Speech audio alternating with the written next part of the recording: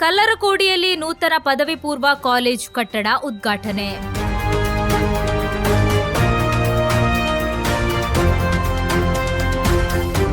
ಕಲ್ಲರಕೋಡಿಯ ದಕ್ಷಿಣ ಕನ್ನಡ ಜಿಲ್ಲಾ ಪಂಚಾಯಿತಿ ಹಿರಿಯ ಪ್ರಾಥಮಿಕ ಶಾಲೆಯಲ್ಲಿ ನೂತನವಾಗಿ ನಿರ್ಮಿಸಲಾದ ಉನ್ನತೀಕರಿಸಿದ ಪದವಿ ಪೂರ್ವ ಕಾಲೇಜು ಕಟ್ಟಡವನ್ನು ಆರೋಗ್ಯ ಮತ್ತು ಕುಟುಂಬ ಕಲ್ಯಾಣ ಸಚಿವ ಯುಟಿ ಖಾದರ್ ಉದ್ಘಾಟಿಸಿದರು.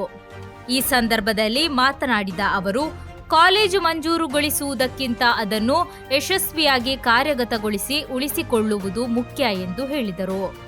ಗ್ರಾಮದಲ್ಲಿ 2ನೇ ಪದವಿ ಪೂರ್ವ ಕಾಲೇಜು ಸ್ಥಾಪನೆಯಾಗಿರುವುದು ಶಿಕ್ಷಣ ಕ್ಷೇತ್ರದ ಮಹತ್ವದ ಬೆಳವಣಿಗೆ ಎಂದು ಅವರು ಅಭಿಪ್ರಾಯಪಟ್ಟರು.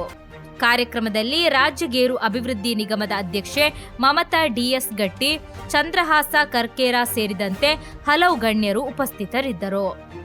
ಈ ವೇಳೆ ಶಿಕ್ಷಣ ಕ್ಷೇತ್ರಕ್ಕೆ ಕೊಡುಗೆ ನೀಡಿದ ಗಣ್ಯರು, ಶಿಕ್ಷಕರು ಹಾಗೂ ವಿದ್ಯಾರ್ಥಿಗಳನ್ನು ಸನ್ಮಾನಿಸಲಾಯಿತು.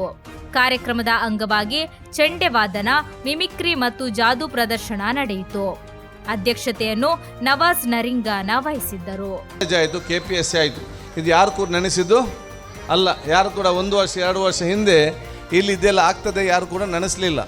ಆದಾಗ ನೆನೆಸುವ ಕೆಲಸ ಮಾಡೋದು ಸುಲಭ, ಅದು ಯಾರಿಗೂ ಕೂಡ ಮಾಡಬಾರ್ದು. ಯಾರು ನೆನೆಸಲಿಲ್ಲ ಅದನ್ನು ಮಾಡುವ ಕೆಲಸವೇ ಅದು ನಮ್ಮೆಲ್ಲರ ಒಂದು ಪ್ರಾಮುಖ್ಯ ಕೆಲಸ ಅಂತ ನಾನು ಇವತ್ತು ಹೇಳಿಕೊಂಡು, ಈ ಒಂದು ಶಾಲೆಯಲ್ಲಿ ಎಲ್ಲ ವಿದ್ಯಾರ್ಥಿ ಅತ್ಯುತ್ತಮವಾದ ಶಿಕ್ಷಣ ಪಡೆದುಕೊಳ್ಳಿ. ನಾನೆಲ್ಲ ಹೆತ್ತವರಿಗೆ ಹೇಳೋದು ಇಷ್ಟೇ, ದಯವಿಟ್ಟು ನಿಮ್ಮಿಂದ ಆಗುವಂಥ ಸಹಕಾರ ಶಾಲೆಗೆ ಕೊಡಲಿ.